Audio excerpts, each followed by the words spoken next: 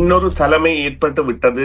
இந்த உலகம் மீண்டும் ஒரு புதிய பிறழ்வுக்குள் அகப்பட்டுள்ளது. இதற்கான மூல காரணமாக அமெரிக்காவே இருக்கின்றது. அமெரிக்காவின் நடவடிக்கைகளால் இவ்வாறான ஒரு உலக பிறழ்வு என்பது ஏற்பட்டிருக்கின்றது என்பதற்கு கட்டியம் கூறுவதான நிகழ்வாக இது அமைந்துள்ளதுடன் பல இணைய முடியாத நாடுகளை இணைத்துவையா மற்றும் ரஷ்ய மற்றும் சீனா அதிபர்களின் சந்திப்பு என்பது ஒரு ஆரோக்கியமான அல்லது ஏதோ அந்த ஒரு தேவைக்கு ஏற்ப அல்லது இல்லை என்கின்ற நட்பை உருவாக்க வேண்டிய தேவையாக அமைந்திருந்ததை இந்த உலகமே பார்த்திருந்தது. குறிப்பாக நரேந்திர மோடி அவர்கள் பூட்டினுடன் கைகோத்த வண்ணம் திரிவதும் அல்லது ஒரே வாகனத்தில் மகாநாட்டில் இருந்து பயணித்து 50 நிமிடங்கள் 2 பேரும் ஒரே வாகனத்தில் வருவது போன்ற விடயங்கள் எல்லாம் அமெரிக்காவை தவிர்ப்பதான ஒரு நடவடிக்கையாக அமைந்திருந்தது. ஏனென்றால் அமெரிக்கா செய்த ஒரு மாபெரும் தவறு இந்த வரி விதிப்பு. பல பொருளாதார வல்லுநர்களும் நிபுணர்களும் இது ஆபத்தான விடயம் என்பதை எச்சரித்த பொழுதும் அதனை புறம் தள்ளி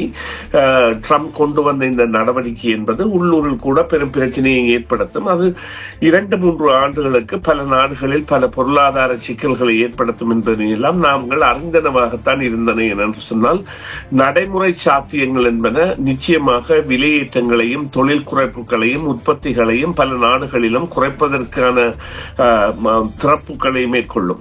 இந்திய பாகிஸ்தான் போரின் பொழுதுதான் சீனாவினுடைய விமானங்களால் அமெரிக்க மற்றும் பிரெஞ்சு தொழில்நுட்ப விமானங்களை இலகுவாக வீழ்த்த முடியும் என்பதை கண்டறியப்பட்டது. அது ஒரு பெரிய ஆச்சரியமாக அல்லாமல் ஒரு ராணுவ புரட்சியாக பார்க்கப்பட்டது. ஏனென்றால் சீனாவுடன் உள்ள எந்த ஆயுதமும் பரிசீலிக்கப்படாத ஆயுதங்கள். அப்பொழுது பாகிஸ்தான் அவர்களுடைய விமானத்தை பாவித்த பொழுது அது காட்டிய சேர்த்திறன் அல்லது அதனுடைய நடவடிக்கைகள் என்பன நிச்சயமாக அதனை ஒரு படி மேலே உயர்த்தியிருந்தது. ஆயுத சந்தையில் ரஷ்யாவின் கரம் என்பதை விட சீன ரஷ்ய கரங்கள் என்பன ஒன்றிணைந்த வகையில் ஒரு பெரும் பங்கை வகிக்கப் போகின்றன. சீனா பல இந்திய இடங்களையும் தங்களுடைய கிராம பெயர்களை இட்டு அந்த இடங்களை தங்களுடைய கிராமங்களாகவே அது அழைத்து வருகின்ற தன்மையை அது நெகிழ வைக்க வேண்டிய ஒரு தேவை இருக்கின்றது. எவ்வாறு சொன்னால் அதற்கான விட்டுக் கொடுப்பு, அமைதி காத்தல் என்பது விட்டுக் கொடுப்பு, சில விட்டுக் கொடுப்புகளை தன்னும் செய்ய வேண்டிய தேவை இருக்கின்றது. அதனை அவர்கள் செய்தே தீர்வார்கள். என்று சொன்னால் தற்போதைய நிலையில் அமெரிக்காவிற்கு இப்பொழுது ஒரு போர் மையம் என்றது இருக்கின்றதா என்றால் ஆம் என்று கூற வேண்டும். யாருடன் என்று கேட்டால் ரஷ்யாவுடன் அல்ல, சீனாவுடன்.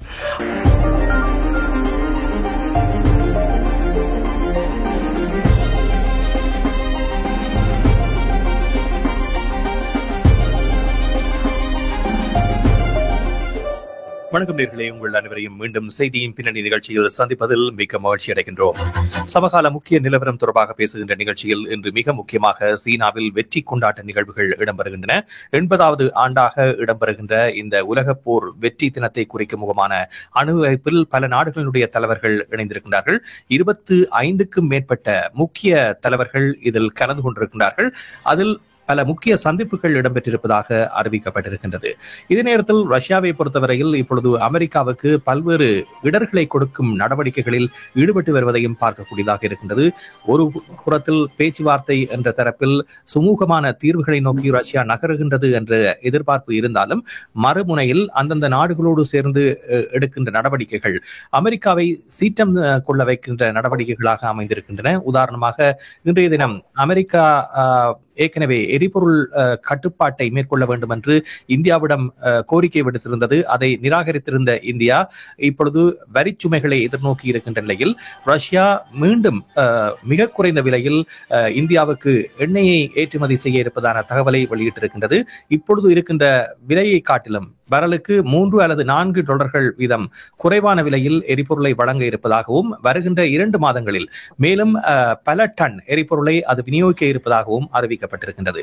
இது அமெரிக்காவை சீற்றம் கொள்ள வைத்திருக்கின்றது. அதே நேரத்தில் நாங்கள் முன்னர் நிகழ்ச்சிகளில் பேசியது போன்று இன்னும் ஒரு கூட்டணி நாடுகளினுடைய உருவாக்கம் என்பது இன்றைய உலகில் முக்கிய தேவையாக இருக்கின்றது. அது நிகழ்ந்து கொண்டிருப்பதாக கூறியிருந்தோம். அதற்கு இணங்க இப்பொழுது பல நாடுகளும் ஒன்றிணைய ஆரம்பித்திருக்கின்றன. அமெரிக்கா ஒரு வேறு திசை நோக்கி செல்லுகின்றதா என்ற கேள்வியை கூட இது ஏற்படுத்தி இருக்கின்றது. இவை தொடர்பாகத்தான் இன்றைய நிகழ்ச்சியில் பேச இருக்கின்றோம். இப்பொழுது ஆய்வாளர் சுரேஷ் தர்மா இணைந்திருக்கின்றார். அவரை சந்திக்கின்றோம். வணக்கம் சுரேஷ். வணக்கம் ராம். வணக்கம் நேயர்களே. ஆமாம், சீனா என்றுமே இல்லாத அளவுக்கு வரலாற்றில் மிக முக்கியமாக இந்த அணிவகுப்பின் மூலமாக தன்னுடைய ராணுவ பலத்தை உலகுக்கு காட்டுகின்ற ஒரு முயற்சியாக இந்த இடத்தை பயன்படுத்துகின்றது. அதே நேரத்தில் முக்கியமான தலைவர்கள் ஒன்றிணைந்திருக்கின்ற ஒரு அணிவகுப்பாகவும் இந்த அணிவகுப்பு இருக்கின்றது. இது உலகத்திற்கு என்ன செய்தியை தற்போதைய காலகட்டத்தில் சொல்ல வருகிறது சுரேஷ்? நிச்சயமாக, அதாவது இன்னொரு தலைமை ஏற்பட்டு விட்டது.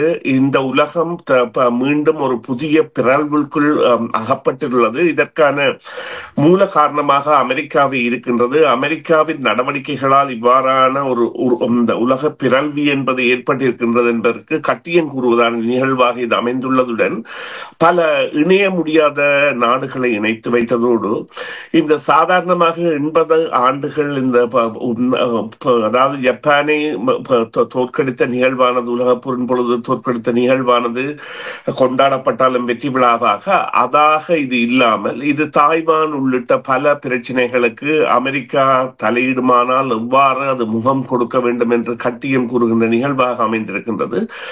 குறிப்பாக ரஷ்யா மற்றும் வட அமெரிக்க தலைவர்கள் இணைந்தது என்பது ஒரு வரலாற்று புதுமை.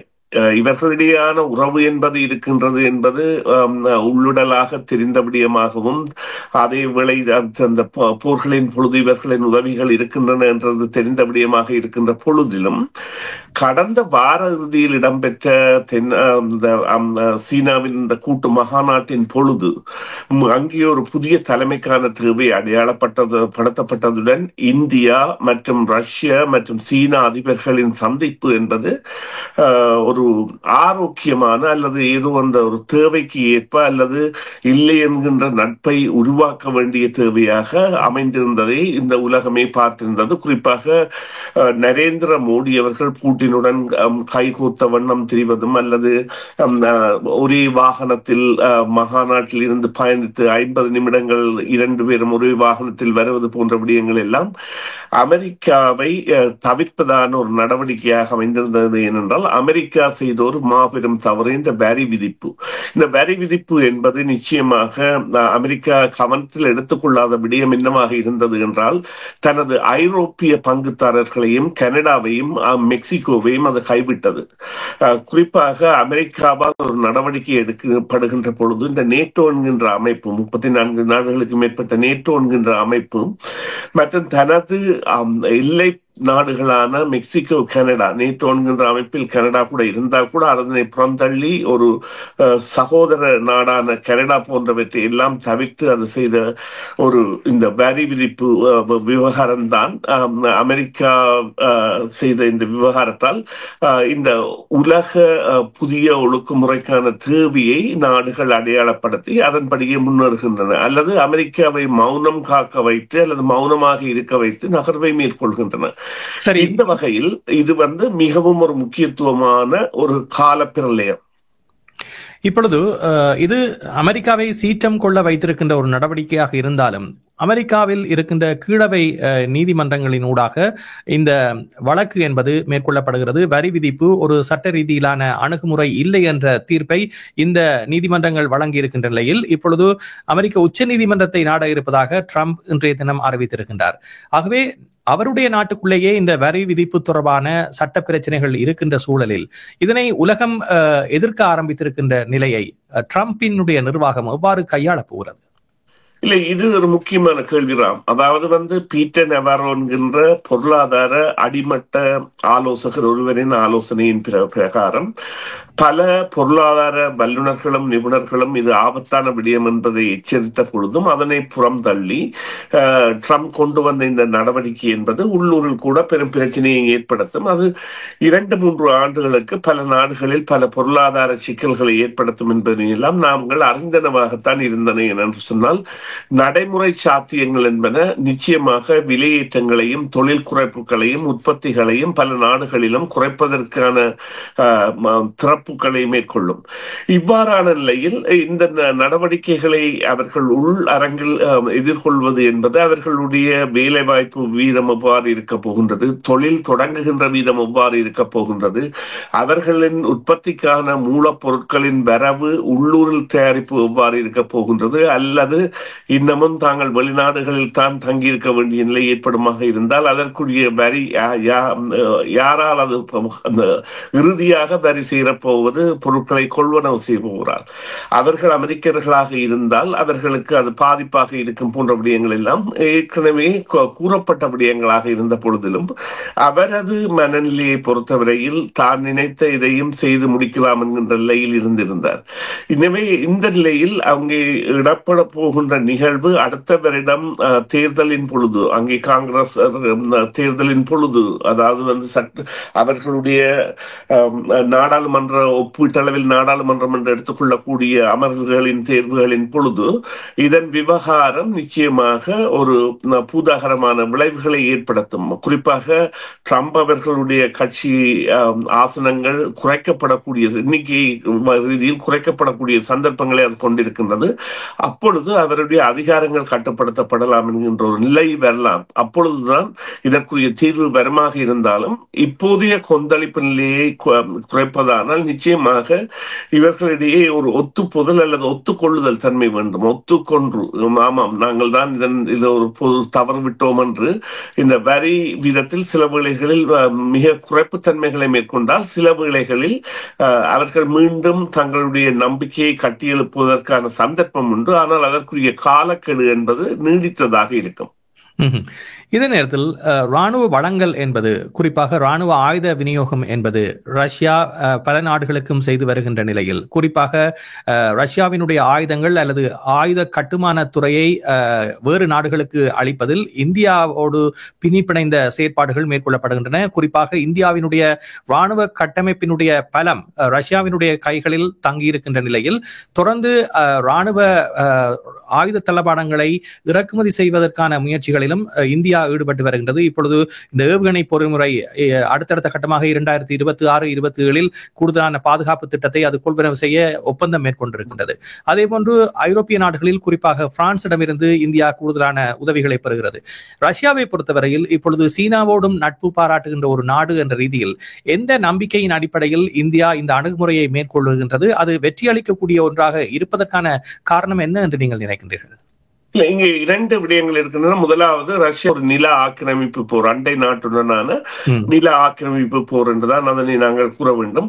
அந்த போரின் முடிவுக்காக முயன்று கொண்டிருக்கின்ற ஒரு சந்தர்ப்பத்தில் அதற்கான அந்த போரில் அது பல ஆளணிகளை அல்லது ஆயுதங்களை இழந்துவிட்டது என்கின்ற உண்மை ஒரு புறம் இருந்தாலும் அதனுடைய உற்பத்தி என்பது நிச்சயமாக தற்பொழுது நவீன யுக ஆயுதங்கள் பக்கம் திரும்பி அதன் மீதான அந்த உற்பத்தியின் அதிகரிப்புகள் என்பன எல்லாம் மேற்கொள்ளப்படுகின்றன. பெண்கள் எல்லாம் தற்பொழுது பார ஊர்தி ஓட்டுநர்களாகவும் மாணக்கர்கள் இந்த ட்ரோன் என்கின்ற ஆளில்லா விமானங்களை தயாரிக்கின்ற தொழில்துறையிலும் ஈடுபடுத்தப்பட்டு வருகின்ற ஒரு நிலையை அது ஏற்படுத்தி அவ்வளவிற்கு அவர்களுக்கு மனித வலிவின் தேவை இருக்கின்ற காரணத்தால் அவ்வாறான செயற்பாடுகளை மேற்கொண்டிருந்தாலும் இந்த சீனா என்பது ஒரு பலத்த ஒரு ஆயுத சந்தையின் பெரும் முகவராக மாறிவிட்டது அல்லது உலகம் அறியாத தொழில்நுட்பத்தை கொண்டிருக்கின்றது. அதாவது அன்டெஸ்டட் வெப்பன்.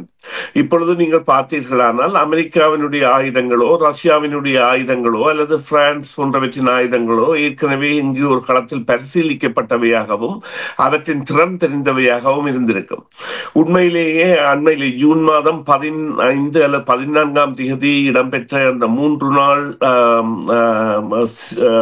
இந்திய பாகிஸ்தான் போரின் பொழுதுதான் சீனாவினுடைய விமானங்களால் அமெரிக்க மற்றும் பிரெஞ்சு தொழில்நுட்ப விமானங்களை இலகுவாக வீழ்த்த முடியும் என்பதை கண்டறியப்பட்டது.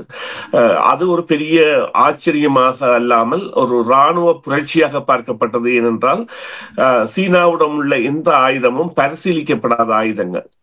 அப்பொழுது பாகிஸ்தான் அவர்களுடைய விமானத்தை பாவித்த பொழுது அது காட்டிய செயற்திறன் அல்லது அதனுடைய நடவடிக்கைகள் என்பன நிச்சயமாக அதனை ஒரு படி மேலே உயர்த்தி இருந்தது. அவ்வாறான நிலையில் இவ்வாறான அந்த கூட்டுகள் என்பன இவ்வாறு நீங்கள் பார்க்கலாம். வடகொரியா, ரஷ்யா, சீனா இப்பொழுது இந்த ராணுவ பார்வைக்காக ஈரான் அதிபர் கூட ஈரான் பிரசிடென்ட் கூட சென்றிருக்கின்றார், பாகிஸ்தானிய பிரசிடென்ட் ஜனாதிபதி கூட சென்றிருக்கிறார். அவ்வாறு பலரும் அல்லது பாகிஸ்தான் ராணுவ தளபதி அவ்வாறானவர்கள் கூட சென்றிருக்கின்ற நிலை என்பது அங்கே ஒரு கூட்டு ஒன்று ஏற்படுகின்ற பொழுது இந்திய இந்தியா இதன் எதிர்விளைவுகளை சந்திக்காத வண்ணம் இந்தியாவும் அதனுள் ஒரு பங்காளியாக வருகின்றது. இப்போது பாகிஸ்தானும் சீனாவும் ஒன்றாக இருப்பது பற்றி இனி இந்தியாவிற்கு தலையீடு இல்லை என்று சொன்னால் இந்தியா தன்னையும் ஒரு கூட்டாக சீனாவுடன் இணைத்துக் கொள்கின்றது. இவ்வாறான நிலையில் இந்த ஆயுத சந்தையில் ரஷ்யாவின் கரம் என்பதை விட சீன ரஷ்ய கரங்கள் என்பன ஒன்றிணைந்த வகையில் ஒரு பெரும் பங்கை வகிக்கப் போகின்றன. சரி, இந்திய எல்லை பிரச்சனை தொடர்பாகவும் விவாதிக்கப்பட்டிருக்கின்றது. குறிப்பாக நரேந்திர மோடி அவர்கள் சீன ஜனாதிபதி ஷி ஜின்பிங் அவர்களை சந்தித்து பேசியிருக்கின்றார். இனிவரும் நாட்களில் அவர்களுடைய ஒற்றுமையினுடைய மிக முக்கியமான தருணம் தொடர்பாக பேசப்பட்டதாக அறிவிக்கப்படுகிறது. இது ஒரு நிலைத்த அமைதியை இந்திய சீன எல்லைகளில் ஏற்படுத்தக்கூடிய நிலை ஏற்பட்டு தொடர்ந்து ஒரு நட்பு நாடாக சீனாவை பார்க்கக்கூடிய ஒரு நிலையை ஏற்படுத்தும் என்று கருதுகிறீர்களா, அல்லது இது அமெரிக்காவினால் ஏற்பட்டிருக்கின்ற இந்த பிரச்சனைக்கான ஒரு இடைத்தங்கல் நடவடிக்கையாக பார்க்கலாமா? இதை இவ்வாறு பார்க்கலாம். அதாவது தாய்வான் பிரச்சனை என்பது சீனாவுக்கும் அமெரிக்காவுக்கும் இடையில் ஒரு பெரும் முருகல் நிலையை ஏற்படுத்த போகின்றது. தாய்வான் வளைகுடா அல்லது தாய்வான் போக்குவரத்து கடற்போக்குவரத்து பாதை என்பது உலக நாடுகள் அனைத்து கப்பல்களுக்கும் தேவையானதாக இருக்கின்றது. அதன் மூன்று புறமும் அப்படித்தான். ஒரு பக்கம் ஜப்பானிற்கான கடற்போக்குவரத்து பாதையாகவும் மற்ற பக்கம் பிலிப்பீன்ஸுக்கான கடற்போக்குவரத்து பாதையாகவும் இந்த சீனாவிற்கும் தாய்வானுக்கும் இடைப்பெற்ற பகுதி என்பது உலக நாடுகள் அனைத்தும் கடற்போக்கு பாதையாகவும் இருக்கின்ற காரணத்தால் இப்பொழுது அமெரிக்கா தனது படைகளை கூட தாய்வானில் கொண்டு போய் இறக்கி இருக்கின்றது. ஆனால் அவர்கள் அங்கே பொருது அல்லது போர் புரிபவர்களாக இல்லாமல் தாய்வான் படைகளுடன் இருப்பவர்களாக இருக்கின்றார்கள். எனவே தாய்வான் மீது சீனா ஏதாவது ஒரு நடவடிக்கை எடுக்க போகின்ற பொழுது அமெரிக்கர்கள் நேரடியாக தலையிடக்கூடிய அதிக பங்கை வகிப்பதற்காகத்தான் அவ்வாறான நடவடிக்கை மேற்கொண்டிருந்தது. இருந்த பொழுதிலும் அமெரிக்கா கூட தாய்வானை ஒரு இறையாண்மை உள்ள தேசமாக இன்று வரை இன்று அங்கீகரிக்கவில்லை. அவ்வாறான நிலையில் தாய்வான் பிரச்சனை என்று வருகின்ற பொழுது அதன் பொழுது தங்களுடைய கவனத்தை இங்கே பயன்படுத்துவதற்காகவும் இந்தியாவை அமெரிக்கா பயன்படுத்தாமல் இருப்பதாகவும் நிச்சயமாக சீனாவால் அது தற்காலிகமாக அல்லது நிரந்தரமாக ஒரு தீர்வுக்கு வர முடியும். எவ்வாறு என்று சொன்னால் அது கைப்பற்றப்பட்ட இடங்களை விடுவிக்கப் போவது என்பது என்னை பொறுத்தவரையில் சாத்தியம் இல்லாத விடயம். 27,000 சதுர கிலோமீட்டர்கள் அல்லது அதற்கும் மேலான பிரதேசங்கள் என்பன கைப்பற்றப்பட்டது 1960களின் இறுதி பகுதியில். அதன் பிரகான பகுதியில் கூட சில இடங்களில் லடாக் போன்ற இடங்களில் கைப்பற்றப்பட்ட இடங்கள் எல்லாம் அவ்வாறே இருக்கின்ற நிலைமையில் சில வேளைகளில் மௌனம் காக்கப்படலாம். அங்கே நீங்கள் ஒரு விடயத்தை கவனிக்க வேண்டும். சீன இந்திய வீரர்கள் கைகளால் மோதுண்டுதான் இறக்கின்ற காட்சிகள் சண்டைகள் வரும்பொழுது என்றால் அது ஆயுதங்களற்ற பகுதியாக இருக்கின்ற பகுதிகளில் தான் இவர்களுடைய சண்டைகள் பெரும்பாலும் நடைபெற்று பல வீரர்கள் கொல்லப்பட்ட அவ்வாறானவை எல்லாம் நிறுத்தப்பட வேண்டுமாக இருந்தால் ஒரு புரிந்துணர்வு வர வேண்டும். அந்த புரிந்துணர்வு யாருக்கு வர வேண்டும் என்றால் இன்றைய நிலையில் நிச்சயமாக சீனாவிற்கு தான் வர வேண்டும் என்னவென்றால் சீனா பல இந்திய இடங்களையும் தங்களுடைய கிராம பெயர்களை இட்டு அந்த இடங்களை தங்களுடைய கிராமங்களாகவே அது அழைத்து வருகின்ற தன்மையை அது நெகிழ வைக்க வேண்டிய ஒரு தேவை இருக்கின்றது. எவ்வாறு சொன்னால் அதற்கான விட்டுக் கொடுப்பு அமைதி காத்தல் என்பது விட்டுக் கொடுப்பு சில விட்டுக் கொடுப்புகளை தன்னும் செய்ய வேண்டிய தேவை இருக்கின்றது. அதனை அவர்கள் செய்தே தீர்வார்கள் என்று சொன்னால் தற்போதைய நிலையில் அமெரிக்காவிற்கு இப்பொழுது ஒரு போர் மையம் என்றது இருக்கின்றதா என்றால் ஆம் என்று கூற வேண்டும். யாருடன் என்று கேட்டால் ரஷ்யாவுடன் அல்ல, சீனாவுடன். அவ்வாறான ஒரு பொருதுகளம் ஏற்பட்டால் அமெரிக்காவிற்குரிய அதீத ஆபத்தாக தற்பொழுது இருப்பது கடல்களில் இருக்கின்ற அதனுடைய இந்த கேரியர்ஸ் எனப்படுகின்ற யுத்த தாங்கி கப்பல்களும் போர்க்கப்பல்களும். ஒவ்வொரு படையணியிலும் சுமார் 6,000 to 7,000 வீரர்கள் அந்த யுத்த தாங்கி கப்பல்களில் இருக்கின்றார்கள். அவ்வாறான ஆக குறைந்தது 7 படையணிகள் உலகை பல நாடுகளிலும் சுற்றி வருகின்றன. எனவே அந்த அவர்களை பாதுகாப்பது என்பது தற்பொழுது கேள்விக்குறியான விடயமாகி மாறிவிட்டது என்று சொன்னால் இந்த ட்ரோன் மற்றது ஹைபர்சோனிக் என்கின்ற 2 யுத்த வரவுகளும் அதாவது தாங்களாகவே இயங்குகின்ற தற்கொலை விமானங்கள் அதனை நாங்கள் இலகுவாக ஆளில்லா விமானங்கள் என்று அழைக்கின்றோம். அதே போல ஹைபர்சோனிக் என்கின்ற வர முதலே கண்டறிய முடியாத ஏவுகணைகள் போன்றவை எல்லாம் பல பாவிக்கப்பட்டால் 1-2 அளிக்க முடியும். ஒரே நேரத்தில் 20-25 ஏவப்பட்டால் சில வேளைகளில் பாதிப்பு என்பது இருக்கும். எனவே போர் என்பதை 2 நாடுகளும் விரும்பாது நிச்சயமாக. ஆனால் போர் பலம் என்பதை காட்டுவதற்கான நடவடிக்கையில் சீனா வெற்றி பெற்றுள்ள நிலையில் நிச்சயமாக அது இந்தியாவுடன் ஒரு இணக்கப்பாட்டிற்குத்தான் செல்லும்.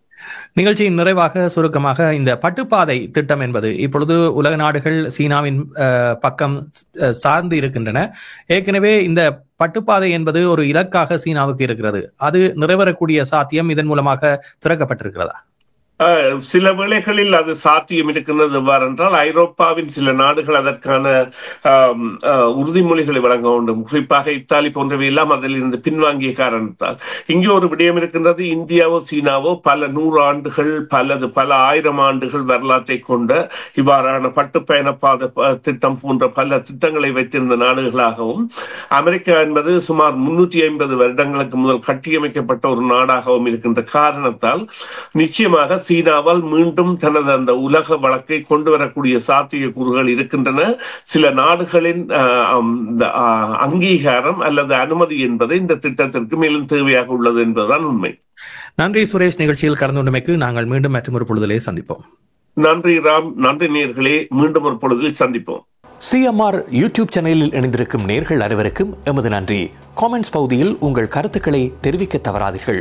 முக்கிய செய்திகள், காணொளி தொகுப்புகள், நேர்காணல் என பலதரப்பட்ட அம்சங்களையும் உங்களுக்காக தருகின்றது சிஎம்ஆர் யூடியூப் சேனல். சிஎம்ஆர் என்று சர்ச் செய்து எமது யூடியூப் சேனலை சப்ஸ்கிரைப் பண்ணுங்கள். உங்கள் உற்றார் உறவினர் நண்பர்களோடும் இந்த காணொளி தொகுப்புகளை பகிர்ந்து கொள்ளுங்கள். அருகில் இருக்கின்ற முக்கிய காணொளி தொகுப்புகளையும் தவறவிடாமல் பாருங்கள்.